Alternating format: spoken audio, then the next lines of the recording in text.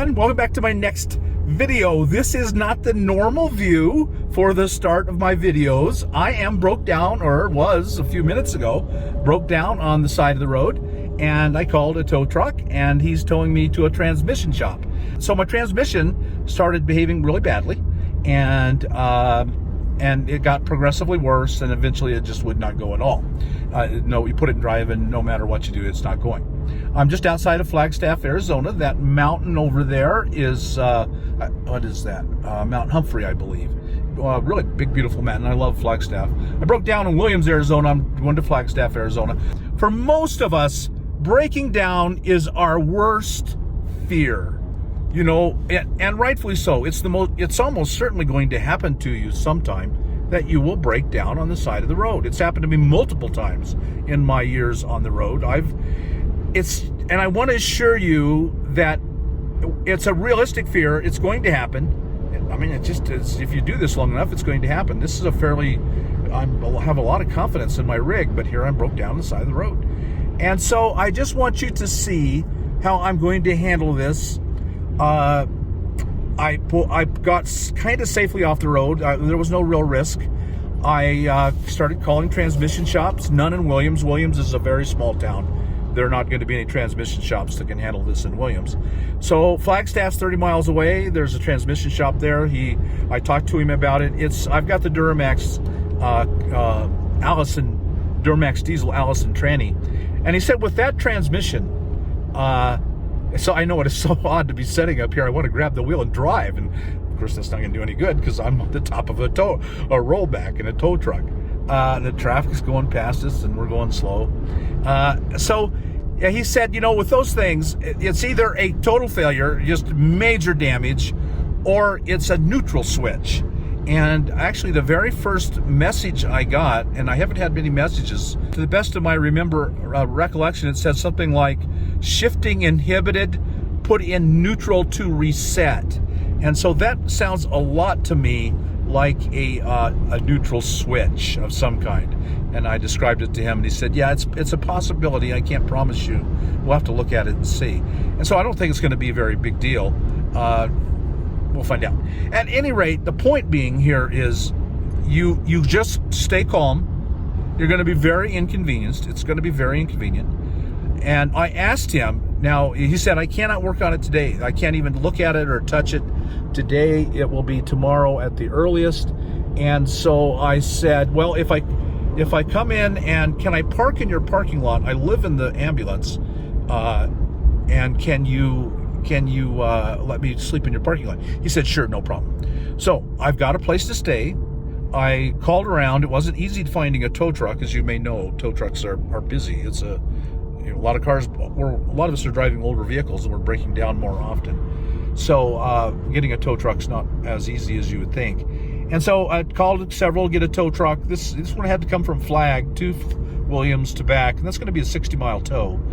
So it's going to be expensive. I bet it's $200-300, I'm just guessing right now. I'll let you know later. I don't think that the work on the tranny will be all that much, but we'll see. So if you have your emergency fund, remember, I've been saying all along, have an emergency fund. And boy, right now I'm glad I've got an emergency fund because I can pay for this. Had he said, no, you can't tow, you can't sleep in the parking lot, I have an emergency fund, and I could have spent the night in a motel. I would have found the cheapest motel nearby I could and spent the night. And that'd been another $100 maybe. And so as long as you have an emergency fund and you keep your head about you, my home is with me. My experience has been most places will let you stay in their parking lot. They got nothing to lose. And the cops aren't going to hassle you in their parking lot. They know that happens. And so I'm just going to spend the night in the parking lot. He'll look at it tomorrow. Hopefully he can get it fixed tomorrow. If not, I'll be in the parking lot for a couple, 3 days. It's an inconvenience. Of course it is. I don't want this to happen. But it's no big deal. It just really is no big deal if I spend the next 2 or 3 nights in a parking lot. I can live with that. It's where I looked at the transmission shop in Flag. There's food nearby. There's grocery stores within walking distance. Cody, of course, is with me, and that's the real thing, is Cody. he's scared. You know, this is very unusual. He's good with driving, but this is very unusual. He's not at all used to being. It's just odd, and of course it's odd for me too. Here's the whole point, and you'll see the whole video, and I'll play it all out here for you. This is just no big deal. You keep your head about you. You do one step after another. Okay, I'm broke down on the side of the road. I better call, see where I can get my vehicle towed to. And then once you know where you're going to get it towed to, you start looking for a tow. And there's enough tow, and you know, it might be a while. It's a possibility you'll be sitting. I've been set on the side of the road for maybe an hour because he had to get the rig, get out here. Now we're driving back. So again, life goes on. So I'll stop here and we'll see the rest of the story, and that will come up next in this video.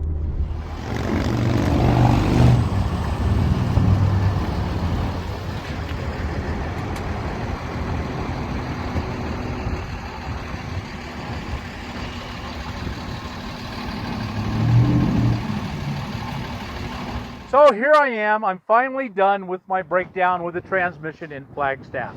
Let me tell you that it didn't go as smoothly as I had hoped or thought.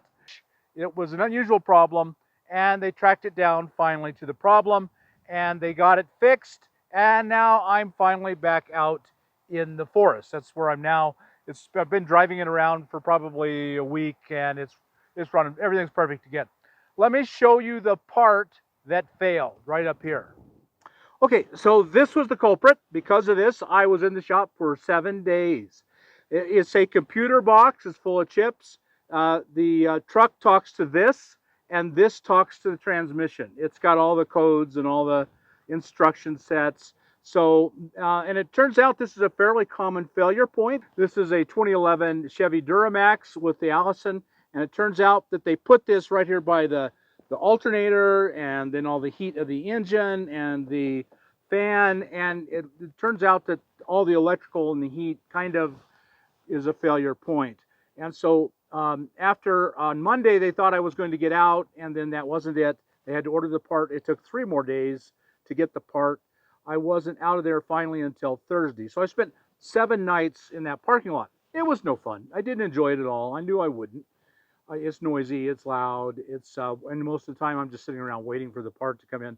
In my case, fortunately, I had friends there. They came and got me, and we went to a park. There are several parks in Flag, and so Cody would get out and we'd go play in the park. There was a bathroom. I could do trash. We went out and had lunch and dinner. So, you know, because I had friends there, it worked really well. But had I not had friends, I probably would have rented a U-Haul van, because a U-Haul van is $20 a day. You see them driving around, $19.95 a day on the side. And then more, where they really make their money, is on the mileage. But I wouldn't be driving many miles. If I drove 5 miles a day, would be about all. 5, maybe 10. Let's say 10 miles a day for 5 days. It's 50 miles. And I think it's pretty expensive. I think it's like 80 cents a mile. And that would have added up, but it still would have been super cheap.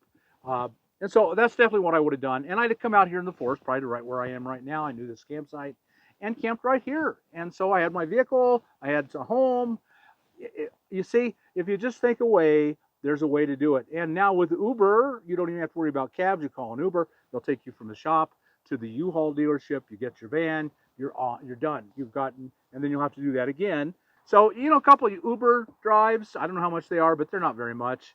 It wouldn't have been all that bad. It turned out the tow was $277, and I've got about $1,000 into the 2 parts and the labor.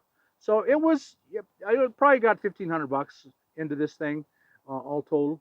And so, you know, I've got an emergency fund just for that, and I'm okay. I'll need to rebuild my emergency fund. I can't let it keep running low. Now I've taken $1,500 out. I got to make sure I get that money back in there, so that's there the next time I need it. But again, there's a way around it. I spent every single night in their parking lot, and it was no big deal. And if worse comes to worse, there was a motel within easy walking distance. In fact, Cody and I went for a walk every night, every morning and every night, and we walked right past this hotel. So, you know, I could easily have spent my time in a motel and just walked to anywhere I needed nearby, because it's a fairly compact town. So there's a way around all these problems. That's really what I want you to see, that all of our fear is about this breakdown. And this is one of the worst things that can happen to us, but it really isn't all that bad. Okay, I'll stop there. So one of the things to prevent, I'm doing a long series now on proper prior planning prevents poor performance. So that this doesn't happen again, I'll carry one of these. I'll buy. This is a known failure point.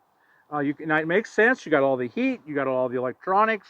The alternator is just a foot away from it, and like electronics don't like all that. And so I'll carry an extra one of these, and the next time I break down, if it's this, I'll have another one. It's not a do-it-yourself thing, really, but you have to program this thing. Once it all goes shut down and dies, it loses all of its programming from the factory, and then you have to program that in, and you have to know how. You have to have the equipment to do that, and you have to know how to do that. And I don't either of either of those things. So this wouldn't be a repair I could make myself, but I've got the part with me, and I say and they check and see it's this part. Man, boom! It's an easy fix the next time. So that's good planning now will prevent this problem in the future. So that's what I will do. Good lessons here for me. Be ready for the breakdown. I had the emergency fund. I had the quick wits, the calm. I've done it before. I've counted up. I think this is at least my 5th or 6th breakdown by the side of the road. Got a tow.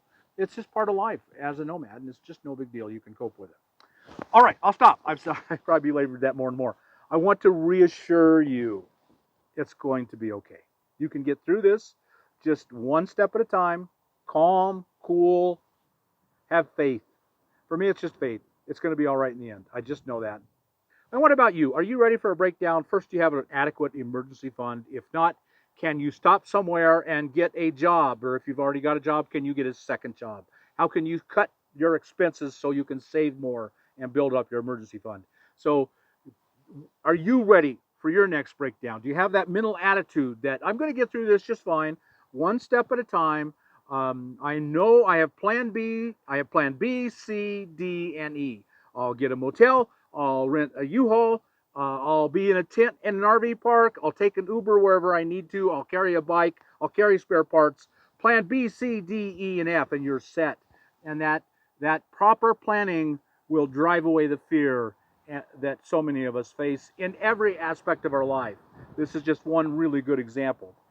Okay, I hope you got something good out of this video. If you did, like us on YouTube, subscribe to the channel, hit that thumbs up button, and we'll talk to you later. Bye now.